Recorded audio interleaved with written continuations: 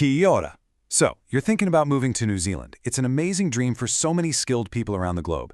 But let's be real, the immigration process can feel, well, a little complicated. Today, we're going to lay all the pieces out on the table and make it crystal clear. And that brings us to the big question, right? Which path is the right one for you? The answer really depends on your job, your qualifications, and your background. So in this explainer, we're going to break it all down so you can see exactly where you fit. All right, let's jump right in. We're going to demystify the whole thing by looking at the two main systems, which actually break down into three distinct routes.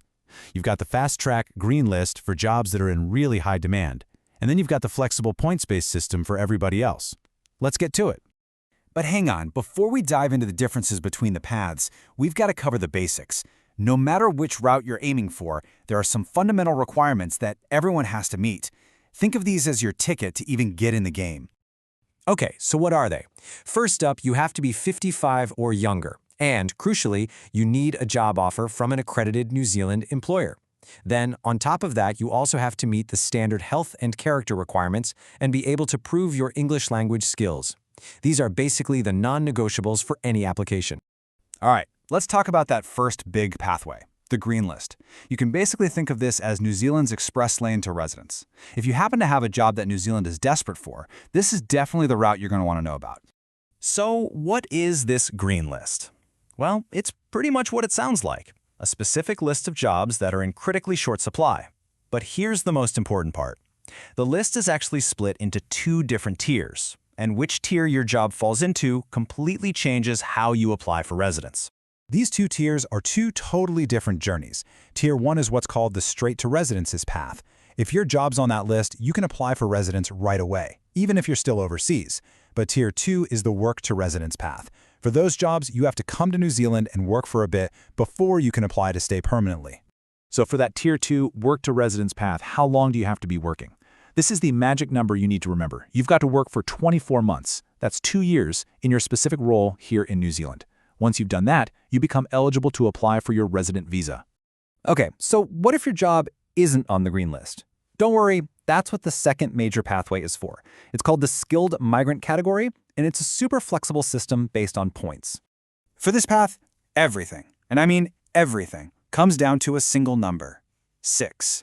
You need to be able to claim a total of 6 points to even be considered. The whole game is figuring out how you're going to get to that number. Getting to 6 points is actually a pretty straightforward two-step process. First, you claim a foundation of 3 to 6 what they call base points from just one of 3 categories.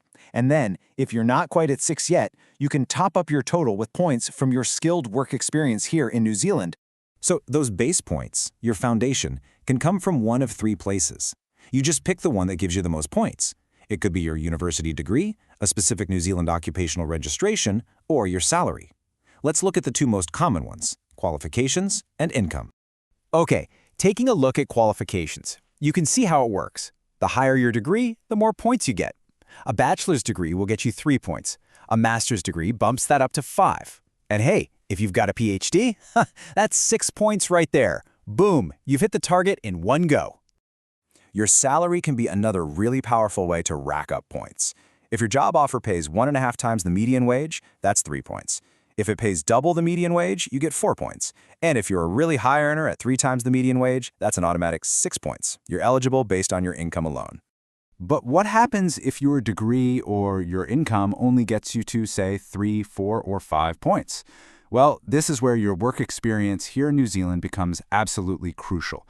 The rule is simple. You can claim 1 point for every single year you've worked in a skilled job in New Zealand, up to 3 points max. So if you add 4 points from your degree, just 2 years of work here would get you to that magic number 6. So we've walked through the green list and the point system. Now let's pull it all together and do a quick side-by-side comparison. This should really help you figure out which path makes the most sense for you. Let's break it down one last time. If your exact job title is on the Tier 1 green list, you've got the most direct shot.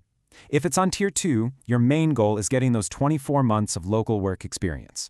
And for every other skilled professional, your entire mission is to figure out how to collect those 6 points. This is a great way to quickly see where you might stand. And this is so important to remember. Yeah, the roads are different, but they all lead to the exact same destination. Whether you get there through the green list or the points system, you end up with a New Zealand resident visa, which gives you the freedom to live, work, and study here for as long as you want. And that brings us right back to the beginning, only now you have a map. So which is it? Are you on the green list express lane, or is the flexible point system your route? Take a look at your own career, your qualifications, your unique story, and figure out which of these pathways is the one for you.